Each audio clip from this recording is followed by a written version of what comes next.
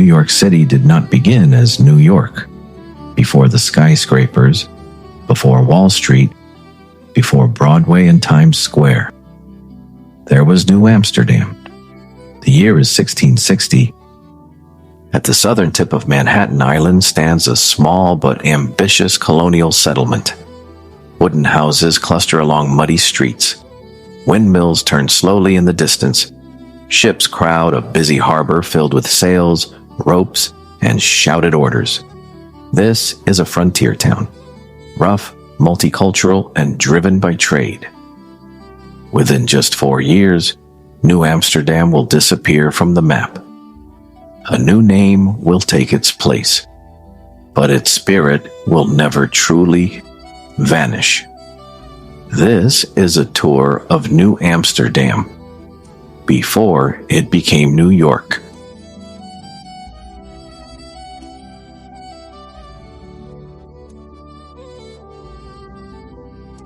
To understand New Amsterdam, we must first understand the world of 1660.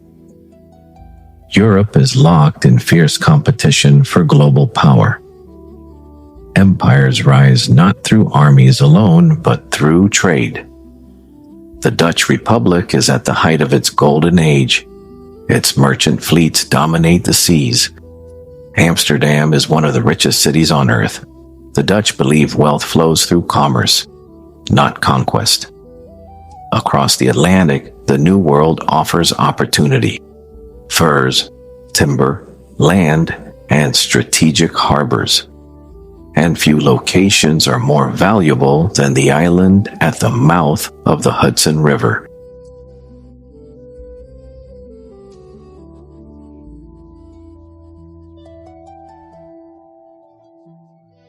In 1609, English explorer Henry Hudson, sailing for the Dutch, charts the river that will later bear his name. The region is rich in beaver pelts, a luxury item in Europe. Equally important is geography. Manhattan sits between New England and the southern colonies with a deep natural harbor and access far inland. For the Dutch West India Company, this is not merely a settlement, it is a trading hub. By the 1620s, the Dutch establish a permanent foothold. They call it New Amsterdam.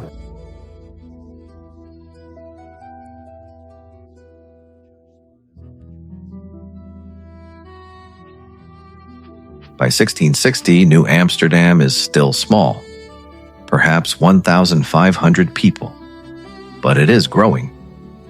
At its center stands Fort Amsterdam, a wooden fort guarding the harbor.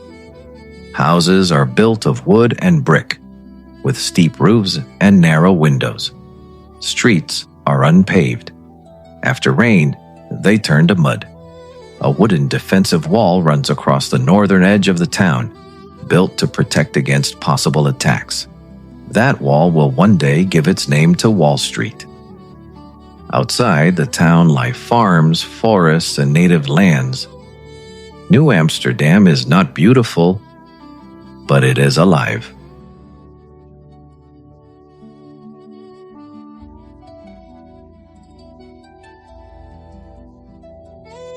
Life in New Amsterdam is shaped by trade and survival. Merchants sell goods from across the world, cloth from Europe, sugar from the Caribbean, furs from inland tribes. Taverns line the streets filled with sailors, traders, and laborers. Dutch, English, German, Scandinavian, African, and Jewish residents live side by side. One thing sets New Amsterdam apart from other colonies: religious tolerance. While not perfect, the Dutch allow multiple faiths to exist, including Jews, Quakers, and Lutherans. This tolerance, born of practicality rather than idealism, will become one of New York's defining traits.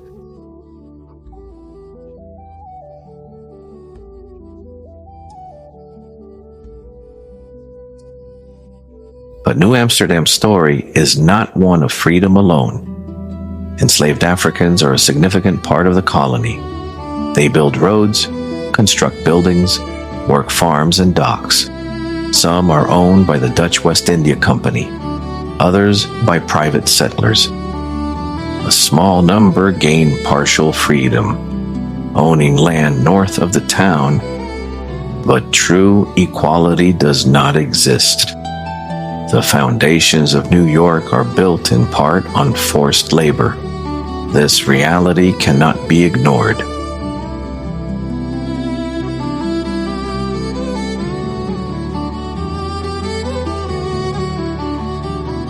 Before the Dutch arrived, Manhattan was home to the Lenape people. Early relations involved trade, furs exchanged for tools and goods, but misunderstandings over land ownership soon arise.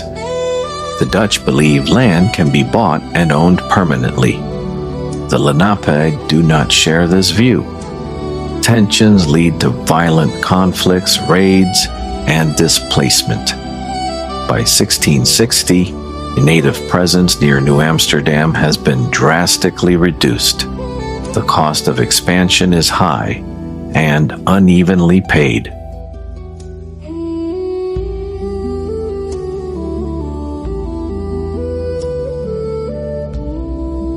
By the 1660s, English power in North America is growing. New Amsterdam sits awkwardly between English colonies.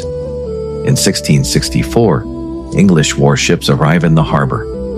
The Dutch are unprepared. The colony is undermanned. The settlers are divided. There is no major battle. New Amsterdam surrenders peacefully.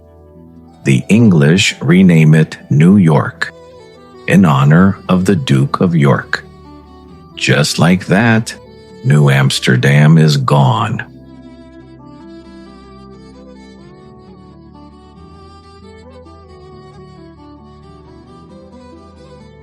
Though its name vanished, New Amsterdam never truly disappeared.